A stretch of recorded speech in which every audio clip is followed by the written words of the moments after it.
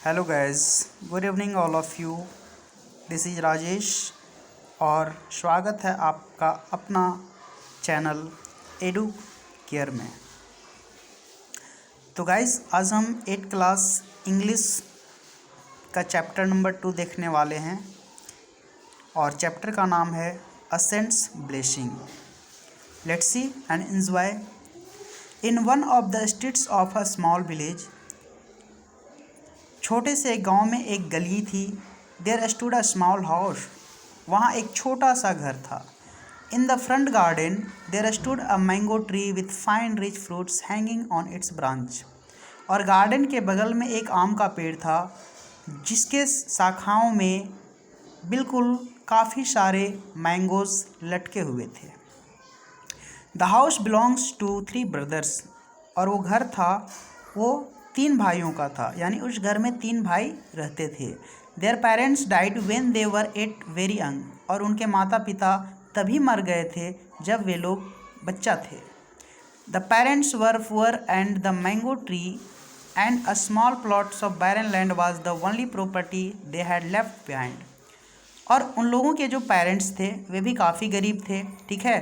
और जब वे लोग मरे उस वक्त अपने बच्चों के लिए वही आम का पेड़ और एक छोटा सा प्लॉट जो कि बैरन लैंड का था, यानी कि बंजर भूमि का था, वे छोड़ के गए थे।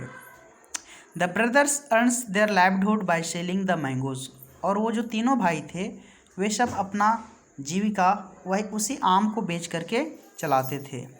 Now one day a very holy and pious saints came to the village, एक दिन उस गांव में एक बहुत ही पवित्र और संत महात्मा आता है। He was very tired, hungry and thirsty, जो काफ़ी थका हुआ था, भूखा था और प्यासा था। The eldest of the 3 brothers was the first to meet him, और उन तीनों भाइयों में से जो बड़ा भाई होता है वो उस साधु से मिलने के लिए जाता है। He offered some of the mangoes from his stock to the saint, और उसके पास जो मैंगोज का स्टॉक था उसी से कुछ मैंगो भी साथ में लेके साधु के लिए जाता है, ठीक है। The saint enjoyed eating the sweet and juicy mangoes, और जो साधु होता है वो मीठे और रसीले फल को खाकर बहुत आनंदित होता है। The saint was very pleased, साधु काफ़ी आनंदित होता है, खुश होता है।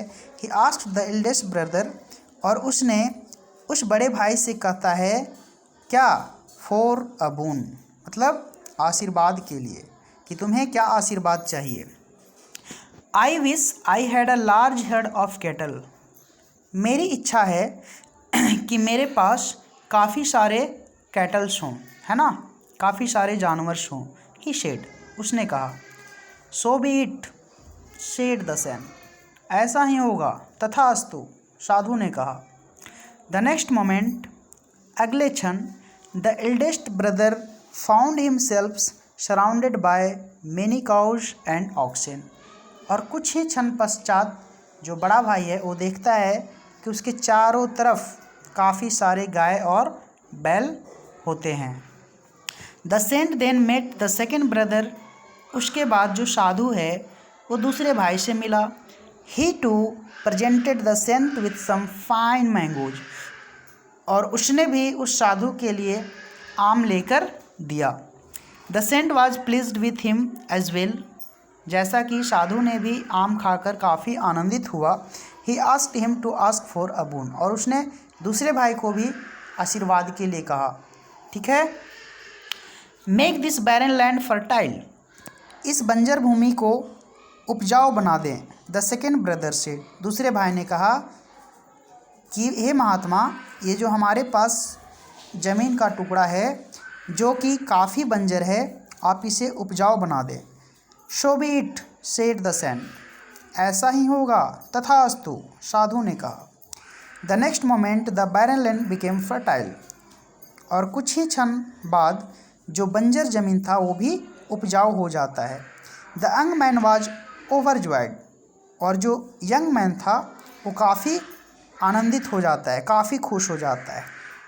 एट लास्ट, अंत में, the saint came to the cottage in which there lived the youngest brother, अंत में वो साधु उस कॉटेज में पहुंचता है जहां पे छोटा भाई रहता था। Here turn your page. He was received with great warmth. यहाँ पे वो जो छोटा भाई था वो भी बड़े आदर के साथ उन्हें रिसीव करता है। The saint was pleased with the hospitality. उसके आदर सत्कार को देख करके साधु भी बहुत खुश होते हैं। Kindness and generosity of the youngest brother and ask him to express a wish. और जैसा कि दोनों भाई से बोलते थे साधु, ये छोटे वाले भाई को भी बोलते हैं कि अगर तुम्हारी कुछ इच्छा है तो तुम मुझे बोलो। O holy man, all I wish for is a beautiful and virtuous young maiden. मेरी इच्छा है कि मुझे एक सुंदर और आदर करने वाली लड़की मिले, होम आई वुड मैरी, जिससे मैं शादी कर सकूं, so that I can live a happy and contented life, ताकि मैं अपने पूरे जीवन में खुश रह सकूं और अपने जीवन का शुभारंभ कर सकूं, है ना। मतलब आप मुझे एक ऐसी लड़की दें जिससे मैं शादी करके जीवन भर खुश रह सकूं। सो बीट शेड द सेंट। ऐसा ही होगा, साधु ने कहा। द नेक्स्ट मोमेंट, अगले क्षण, there stood before the young man a young beautiful maiden. और कुछ ही समय बाद वो जो यंग मैन होता है उसके बगल में एक सुंदर सी लड़की खड़ी हो जाती है। The youngest brother just could not believe his eyes. और इसे देख करके जो छोटा भाई होता है, जो यंगेस्ट ब्रदर होता है, उसे विश्वास ही नहीं होता है। Having given his blessings the saint continued his journey. उसको ब्लेसिंग के बाद, यानी उसे आशीर्वाद देने के बाद साधु जो हैं वो अपनी जर्नी स्टार्ट रखते हैं। ठीक है। अब क्या होता है कि कुछ क्षण के लिए साधु कहीं और चले जाते हैं, लेकिन क्वाइट सम टाइम पास्ट, जैसे ही समय गुजरता है, one day the saint sat recalling the incidents of his meeting with the three brothers. तो एक बार वो फिर से सोचते हैं कि क्यों ना मैं उन तीनों भाइयों से जा कर के मिलूं जिसे मैं आशीर्वाद दे चुका हूँ। Let me revisit them and see for myself. मैं वहाँ फिर से यात्रा करूँ और ख़ुद देखूँ what did with the blessings, कि वे लोग मेरे आशीर्वाद के साथ क्या कर रहे हैं। I gave them he thought. मैंने जो आशीर्वाद उन तीनों भाइयों को दिया, वे उस आशीर्वाद का कहीं गलत फ़ायदा तो नहीं उठा रहे हैं। ऐसा सोचकर वे जो साधु थे वो फिर से उन्हीं के गांव में उन लोगों से मिलने की इच्छा अपने आप में रखते हैं। The saint now disguised himself as a beggar. और इस बार जो साधु रहता है, इस बार वे जो साधु रहते हैं वे एक भिखारी के रूप में जाते हैं। He reached the village and spent the night in a temple on the outskirts. देखिए क्या कहता है कि वे गांव में पहुंचते हैं और अपनी रात एक मंदिर में गुजारते हैं। ठीक है। नेक्स्ट मॉर्निंग, अगली सुबह, आगे, he went to the house of the eldest brother. जैसे ही सुबह होती है तो फिर से सबसे बड़े वाले भाई के पास जाते हैं। It was a prosperous place. और काफ़ी आनंदित जगह था। With plenty of milk and honey. ठीक है। वो काफ़ी अच्छा जगह था, काफ़ी प्रोस्पेरस जगह था जहाँ पे काफ़ी सारी दूध और हनी भी थे। The cattle with their horns decked in silver and gold. और जो वहाँ पे जानवर थे उनके जो हॉर्न्स थे, हॉर्न्स मतलब सींग, ऐसा लग रहा था कि वो सिल्वर और चांदी, सिल्वर और सोने से सजाया गया है, मतलब सोने और चांदी से सजाया गया है। ठीक है। And little bells chiming round their necks gave evidence of the prosperity. और उनके गले में एक घंटी बंधी हुई है जो इस बात का सबूत है कि सब कुछ अच्छा है। आई am a hungry beggar, could you give me glass of milk. मैं एक भूखा भिखारी हूँ, क्या तुम मुझे एक गिलास दूध दे सकते हो। Cried the Saint. साधु ने कहा। That very moments the eldest brother the master of the house came out and shooted in a Srila angry voice. उसी क्षण जो बड़ा भाई होता है, the master of the house यानी घर का जो मालिक होता है, वो बाहर आता है और गुस्से में चिल्लाते हुए कहता है, you beggars, God knows from where you turn up like this to ruin my mornings. भगवान न जाने कहाँ से तुम्हें मेरे पास भेज दिया मेरा सारा का सारा दिन खराब कर दोगे। Do you know what a glass of milk cost? क्या तुम्हें पता है कि एक गिलास दूध की कीमत कितनी है? गेट अवे, गेट लॉस्ट, आई से। चला जा, दूर हो जा, मैं कह रहा हूँ कि तुम यहाँ से चला जा। The saint now reveals his true identity. और जैसे ही वो बड़ा भाई ऐसे बोलता है तो जो साधु रहते हैं वो अपने वास्तविक चेहरे में आते हैं। You do not deserve the blessings I gave you. और बोलते हैं कि तुम्हें मैंने जो आशीर्वाद दिया तुम उसको डिजर्व नहीं करते हो, मतलब तुम उसके काबिल नहीं हो, ठीक है। So I withdraw the blessing, इसलिए मैं अपना आशीर्वाद वापस लेता हूँ। The saint spoke in a stern voice. साधु ने उससे कहा। द नेक्स्ट मोमेंट, अगले क्षण, the eldest brother stood poor and beggarly. और कुछ ही क्षण जैसे ही वो साधु अपना आशीर्वाद वापस लेते हैं तो ये जो व्यक्ति है ये फिर से गरीब और भिखारी के जैसा हो जाता है। With all his prosperity gone from him. और उसके पास जितने सारे प्रॉपर्टी रहते हैं, जितने सारे, वो सारे के सारे चले जाते हैं। The saint then visited the second brother. उसके बाद जो साधु रहते हैं वो दूसरे भाई के पास जाते हैं। He too had a large property with his granaries full. और उसके पास भी काफ़ी सारा प्रॉपर्टी होता है और ख़ास करके अनाज, उसके पास काफ़ी सारे अनाज होते हैं, ठीक है। अब वहाँ पे जब ये जाते हैं साधु तो क्या होता है देखिए। Could you give me a handful of rice और व्हीट? क्या तुम मुझे एक मुट्ठी चावल या गेहूँ दे सकते हो? I am hungry and have been starving for days. मैं काफ़ी भूखा हूँ, ठीक है। Cried the saint disguised as a beggar. साधु ने एक भिखारी के जैसे कहा। Here comes one more of those beggars. The master of the house came out grumbling, ठीक है। क्या होता है? Here comes one more of those beggars. तुम्हारे जैसे यहाँ काफ़ी सारे भिखारी आते हैं। The master of the house came out ग्रिम्बलिंग।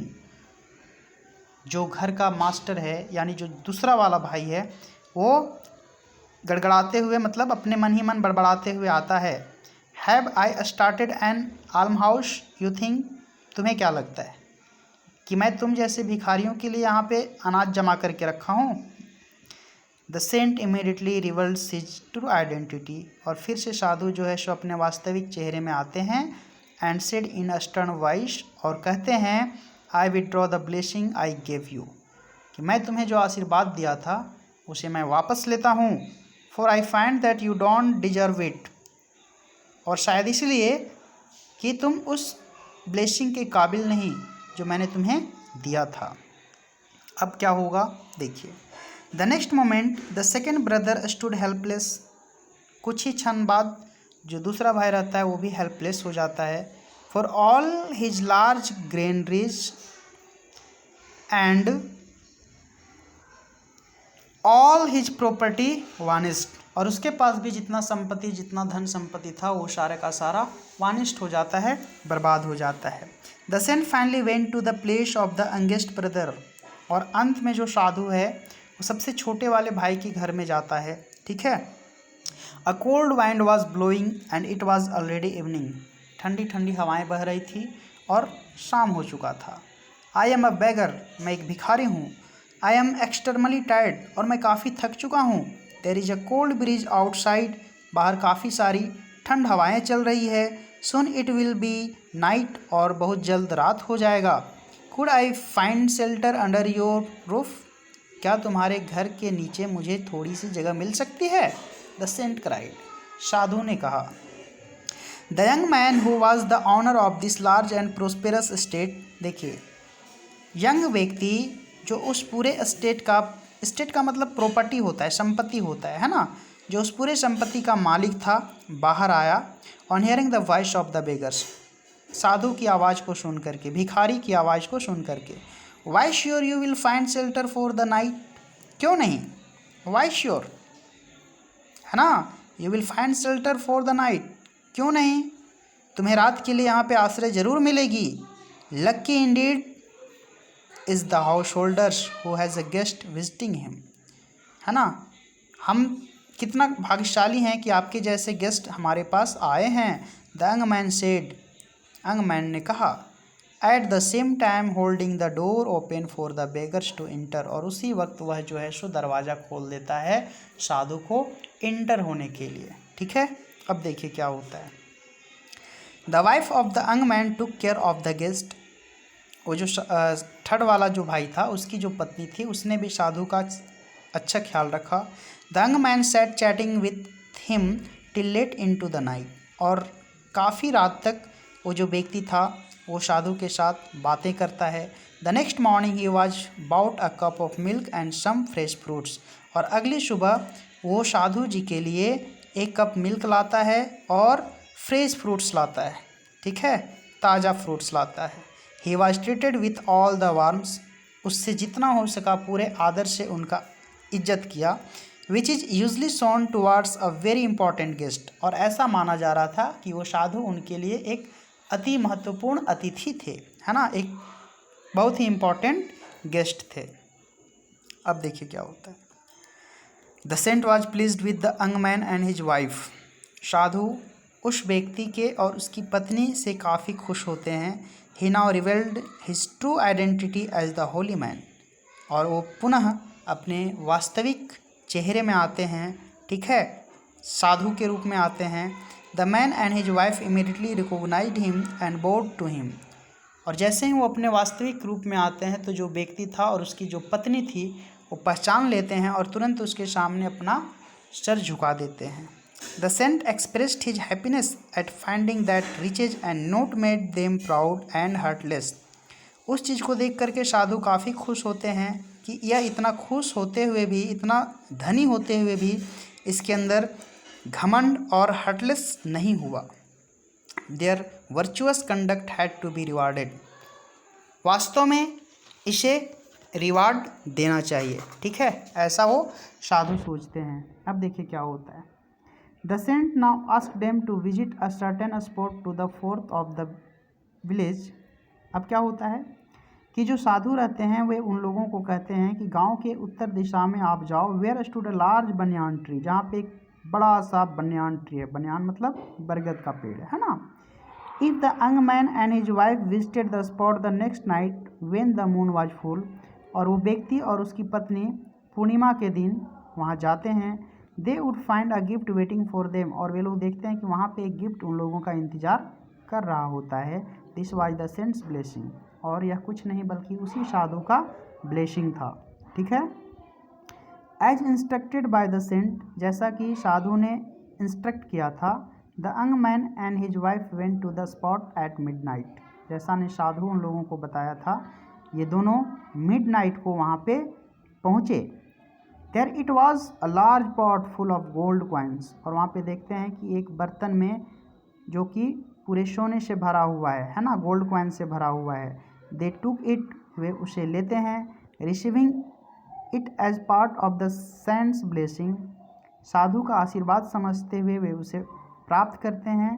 The two lived happily ever after, always giving help and shelter to the poor and the needy, और अपने जीवन में खुशी के साथ रहते हैं, साथ ही साथ हमेशा जो गरीब होते हैं, जो नीडी व्यक्ति होते हैं, उनकी वो मदद करते हैं। ठीक है, और इस तरह से अपने जीवन को बिल्कुल खुशी से जीते हैं।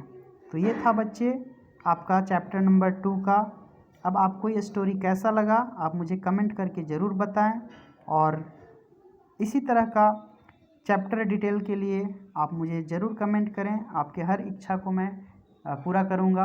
आप जो भी चीज़ मुझे बोलोगे, है ना, जो भी चैप्टर अगर आपको समझ में नहीं आती है तो उसका एक्सप्लेनेशन के लिए आप मुझे कमेंट बॉक्स में जाके कमेंट कर सकते हैं।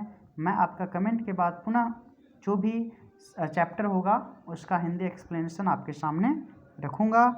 तो आई होप कि ये स्टोरी आपको अच्छा लगी होगी। ठीक है, और फाइनली इस स्टोरी का मैसेज यही है बच्चे कि हमारे पास कितने भी धन संपत्ति क्यों ना हो जाए, है ना, हमें अपने अंदर अपने आप में प्राउडली फील नहीं करना चाहिए। हमें ज़रूरत के अनुसार जो नीडी पर्सन्स होते हैं, जो आवश्यकता अनुसार जिन व्यक्तियों की ज़रूरत होती है उनकी मदद करनी चाहिए। ठीक है, और यही इस स्टोरी का मेन मैसेज है हम लोगों के लिए। तो मिलते हैं नए वीडियो के साथ, तब तक के लिए बाय बाय। ठीक है, अच्छे से रहिए, अपने माता पिता का सेवा कीजिए। Bye bye, take care.